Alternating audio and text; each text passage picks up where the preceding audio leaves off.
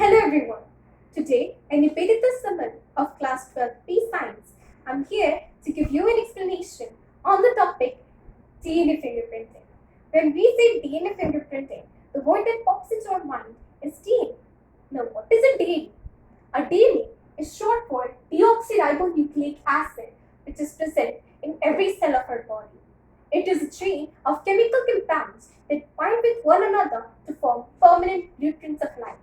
The chemical compounds are also called bases, and they are of four types.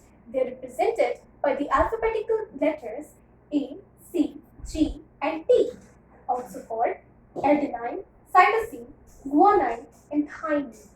These bases, they pair up with one another to form what we know as base pairs or base sequences.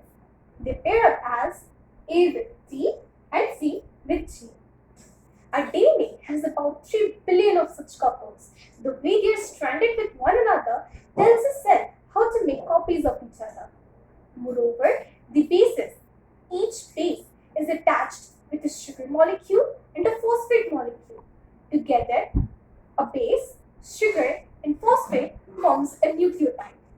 The nucleotides are arranged in two long strands, which are in the form of spirals, also called double helix, which represents the appearance of a double-stranded DNA which is present in human beings.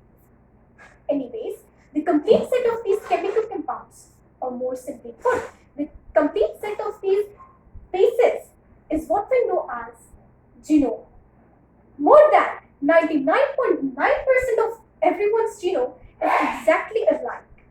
100% alike if they are identical twins. But the little bit which is not identical, which arises due to mutations or mistakes during DNA replication, is what makes us different, mentally and physically different from everyone else, and thus unique. Now, what is DNA fingerprinting? Developed and coined in the year 1984 by its founding father Alex Jeffries at the University of Leicester, DNA fingerprinting is one of the most important developments in the field of biotechnology. DNA fingerprinting uses chemicals. DNA fingerprinting uses chemicals to separate strands of DNA and reveal unique parts of genome. So, to sum it all up, the main idea underlying the method of DNA fingerprinting is that a DNA fingerprint is the same for every cell, tissue, blood, or any other part of a particular individual. The individual traits of every person is contained in their DNA. Although the chemical structure of every DNA is the same for all, every person has different sequence or unique order of the base pairs contained in his or her DNA.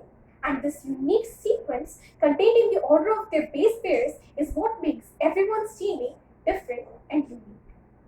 Now, what are the steps involved in the process of DNA fingerprinting? The steps involved are: first, DNA is isolated. It means that DNA is extracted from samples of blood, saliva, semen, or any other tissue or fluid. Second, the extracted DNA is then cut, sized, and sorted using special enzymes known as restriction enzyme. Now, these slices of these DNA pieces is then transferred to the nylon sheet. Now, in the fourth step, the radioactive probes are then added to the nylon sheet that produces patterns of DNA fingerprinting.